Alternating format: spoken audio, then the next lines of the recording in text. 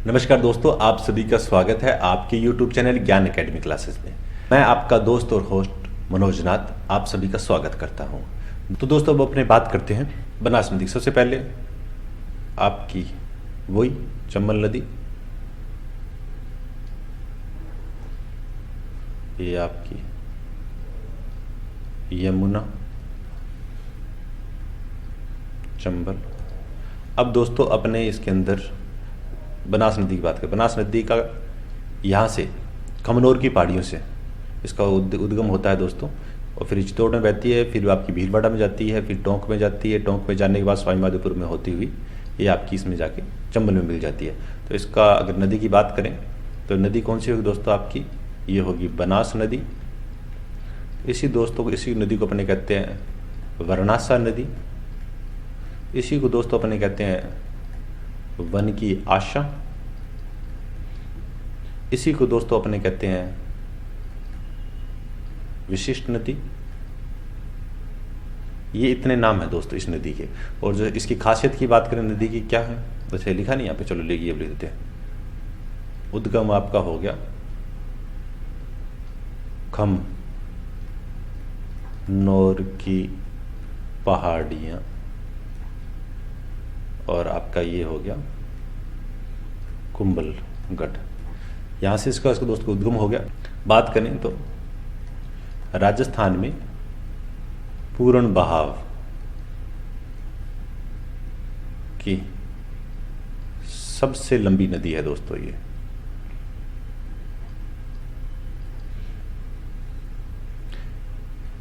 तीन त्रिवेणी संगम है दोस्तों इस नदी पे। लंबाई की बात करें तो 480 किलोमीटर इसकी दोस्तों लंबाई होगी। तीन त्रिवेणी संगम बनते हैं। कौन कौन से बनते हैं दोस्तों अपने वो बात करते हैं। तो ये आपकी बनास नदी होगी, बनास नदी होगी। वो समझने के लिए इसमें देख ली शॉर्ट में, क्योंकि इधर फिर आपको समझ में नहीं आएगा। पहले यहाँ पे बना देता हूँ। मैनाल नदी मिलती है इधर से, और इधर से आपकी बेडच नदी मिलती है। यहाँ पे एक हो गया। दूसरा आपका हो गया, एक तो खारी हो गया, एक हो गया डाई। खारी डाई है वो मिलती है। तीसरी बात करें सीप नदी, इधर से आपकी चंबल नदी, और ये बनास तो है। ये तीसरा हो गया। भीलवाड़ा के अंदर बिगोद में पहला। दूसरा दोस्तों ये आपकी मिलती है विशलपुर, टोंक। टोंक के पास खारी खंडेली होगी। तीसरी दोस्तों आपकी होगी रामेश्वरम। रामेश्वरम होगी स्वामीमाधोपुर। ये तीन जगह मिलती है। तो तीन इसकी त्रिवेणी संगम मिलती है। पहला आपका मिलता है मेनाल और बेडच नदी का दोस्त, मेनाल और बेडच नदी का और बनास का, इन तीन का संगम बनता है। उसके बाद में आपका खारी और डाई नदी और बनास का, इसका संगम बनता है बिलासपुर टोंक के अंदर। और तीसरे अगर जो संगम बनता है वो सीप और चंबल नदी का बनता है, वो रामेश्वरम के अंदर स्वामीमाधोपुर है, वहां पे वो दोस्तों बनता है। इस प्रकार से तीन त्रिवेणी संगम बनाते हैं। अब नदी को अपने मैप के अंदर देखते हैं। तो दोस्तों इसमें सबसे पहले इसकी सहायक नदी बात करें बनास की, कौन सी है, इसकी है बेडच जो बात करते हैं। इसका उद्गम उदयपुर के अंदर होता है। बेडच बोल दो या आयड नदी बोल दो, दोनों नदी इसी को बोला जाता है। और ये आपकी उदयपुर से दोस्तों यहाँ से इसकी निकलती है। और उद्गम इसका हो गया उदय सागर झील से दोस्तों इसका उद्गम हो गया। और ये उदयपुर से निकलती है। उदयपुर के निकलने के बाद में ये चित्तौड़ में बहती है। चित्तौड़ में बहती हुई भीलवाड़ा के अंदर जाके यहाँ पर आयड सभ्यता विकसित हुई थी दोस्तों। अगर इसकी उद्गम की वैसे अगर दोस्तों इसकी लंबाई की बात करें तो 190 किलोमीटर दोस्तों इसकी लंबाई है। उद्गम बात करें तो गोगुंदा की पहाड़ियों से दोस्तों इसका उद्गम हुआ है। और अगर ऊपर से नदी बात करें तो राजसमंद से दोस्तों एक और नदी निकलती है, जिसका नाम है कोठारी नदी। वो निकलती है, वो जाके भी इसमें आपकी मिलती है कोठारी नदी। तो कोठारी नदी दोस्तों यहाँ पे मिलती है। तो यहाँ लिख लेता हूँ मैं इसको, कोठारी नदी। इसका उद्गम होता है दिवेर की पहाड़ी से दोस्तों इसका उद्गम होता है। दिवेर की पहाड़ी राजसमंद यहाँ से होता है और ये आपकी जाके भीलवाड़ा में जाके दोस्तों मिल जाती है। उसके बाद में इससे ऊपर कौन सी नदी मिलती है, इसके बाद इसके दोस्तों इसमें ऊपर नदी मिलती है, भीलवाड़ा से निकलती है मेनाल नदी, जो कि संगम बनाती है मेनाल और बेडच। मेनाल नदी, मेनाल नदी है दोस्तों, दोस्तों उद्गम होता है मांडल की पहाड़ी से, मांडल की पहाड़ी से। तो जो राजसमंद की दोस्तों यहाँ का जो पोर्शन है, ये यहाँ से दोस्तों एक नदी और निकलती है जिसका नाम है खारी नदी, यहाँ से निकलती है फिर, और ये भीलवाड़ा में बहती है, भीलवाड़ा में बहती फिर ये आपके अजमेर में थोड़ी सी बहती है, अजमेर में थोड़ी सी बहने के बाद के अंदर ये टोंक में जाके आपकी मिल जाती है। तो इसका नाम क्या है, खारी नदी। उद्गम बिजराल की पहाड़ी से दोस्तों इसका उद्गम होता है। उसके बाद दोस्तों नदी निकलती है अजमेर से, उसका नाम है डाई नदी दोस्तों, अजमेर से निकलती है टोंक में जाके मिल जाती है। इस नदी का नाम है आपका डाई नदी। डाई नदी का उद्गम दोस्तों होता है आपका किशनगढ़ की पहाड़ी से। एक दोस्तों बीच में मोराल नदी भी मिलती है, वो आपकी जयपुर से निकलती है, टोंक से होती हुई यहाँ पे मिल जाती है। ये कौन सी होगी आपकी दोस्तों, मोराल नदी। और एक नदी दोस्तों सवाईमाधोपुर से यहाँ से निकलती है और ये मिलती है, इसका नाम है सीप नदी। तो दोस्तों इस प्रकार से ये नदियाँ जो अपने लिखी है दोस्तों इसी के अंदर एक आपकी इंदिरा लिफ्ट नहर है, वो चलो छोटी सी बना लेते हैं। इंदिरा लिफ्ट नहर ये आपकी यहाँ पर रहती है दोस्तों। कोठारी नदी, कोठारी नदी भी मेजा बांध बना हुआ है आपका यहाँ पर, कोठारी मेजा बांध। दोस्तों बनास नदी आपको आई थिंक क्लियर हो गई कि बनास के बाद दोबारा आपने रिपीट कर लेते हैं क्या क्या किया। तो दोस्तों सबसे पहले अपन ने बात की बनास नदी है, बनास नदी का जो उद्गम होता है खमनोर की पहाड़ी से, राजसमंद के पास से दोस्तों इसका उद्गम होता है। तो सबसे पहले दोस्तों यहाँ से देखो, यहाँ से पहले अपने बनास नदी की बात की थी, तो बनास नदी के यहाँ से खमनोर की पहाड़ियों से पास से दोस्तों इसका उद्गम होता है।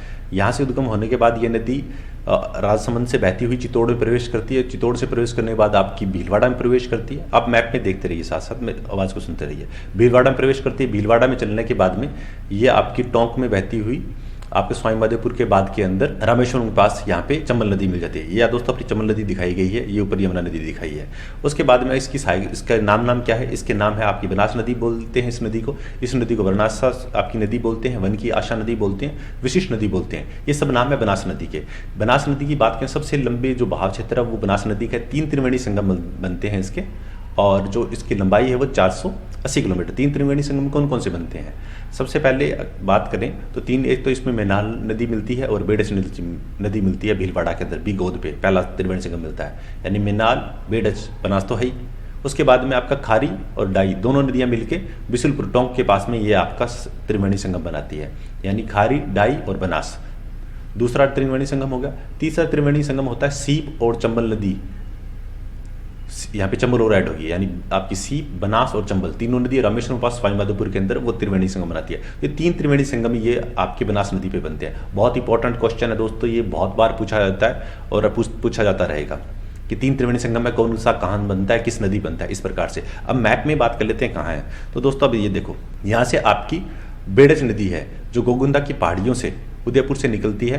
बेडच नदी जिसको ऐड नदी बोला जाता है, आपकी उदय सागर झील से आपकी निकलती है। इस प्रकार से यहाँ से निकलती है, चित्तौड़ में बहने के बाद में भीलवाड़ा के में जाके बिगोद में जाके यहाँ मिल जाती है। ठीक है, और इस नदी है, इस नदी की लंबाई 190 किलोमीटर है। उसके बाद में नीचे से आपकी बेडच नदी होगी। अब ऊपर से बात करते हैं इसमें।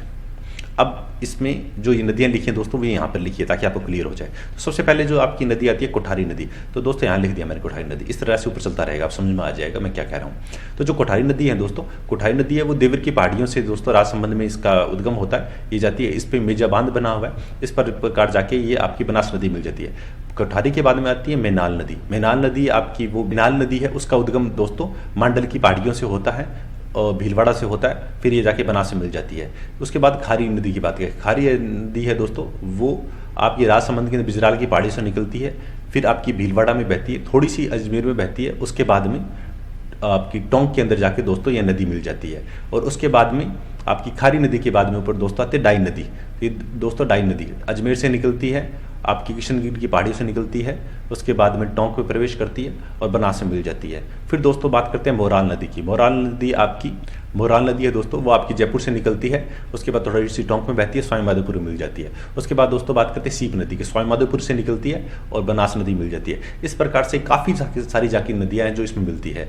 तो अगर बात कीजिए तो दोस्तों अगर बात करें तो 6 नदियां तो दोस्तों इसके ऊपर की साइड से मिल जाती है, यानी कि लेफ्ट साइड से बात करें तो 6 नदियां तो बनास नदी के ऊपर से मिलती है, और लेफ्ट साइड से बात करें तो इसमें एक सिर्फ आपकी बेड़च नदी मिलती है बनास में। ऊपर से आपकी 6 नदियां मिलती है, नीचे से आपकी 1 नदी मिलती है। इस प्रकार से होती है नदी बनास। तो आई थिंक दोस्तों आपको बनास नदी क्लियर हो गई होगी, और इस पर बनने वाले 3 त्रिवेणी संगम है वो भी क्लियर हो गए होंगे।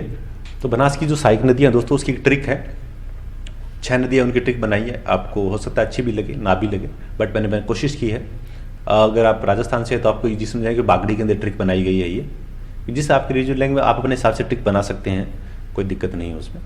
तो इसकी दोस्तों मैंने ट्रिक बनाई थी सहायक नदियों की। इसकी मैंने नदी दोस्तों इसकी ट्रिक अपनों ने बनाई है। कोटा में खारी डाई मारसी, कोटा में खारी डाई मारसी दोस्तों। तो कोटा को मतलब हो गया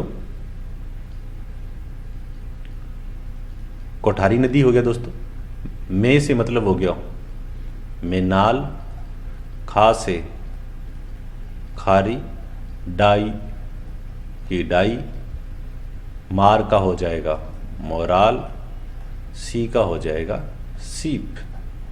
मोराल, सीप, डाई, खारी, मेनाल, कोठारी।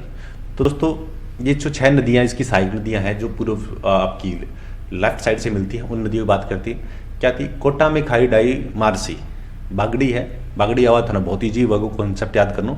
तो कोटा में खारी डाई मारसी, कोटा का मतलब कोठारी, मे को मतलब मेनाल, खारी को मतलब खारी, डाई मतलब डाई, मार मतलब मोराल, सी मतलब सीप। तो दोस्तों इस प्रकार से ये अपनों ने बनास की नदियाँ की है, चंबल नदी की है। आई होप आपको वीडियो अच्छा लगा होगा। थोड़ी सी नदियाँ टिपिकल होती है दोस्तों, बहुत बार समझ में नहीं आती है, तो मैं एक ही आपको सजेशन दूंगा कि आप इस वीडियो कम से कम 2 या 3 बार देखें, आपको सारी नदियाँ क्लियर हो जाएगी। उसके बाद में आप आराम से इसको कर सकते हैं। आपको अच्छा लगता है अपने हिसाब से ट्रिक भी बना सकते हैं, बट ट्रिक आप अभी नहीं, थोड़ी सी प्रॉब्लम तब आती है जब अपने कॉन्सेप्ट क्लियर नहीं होता।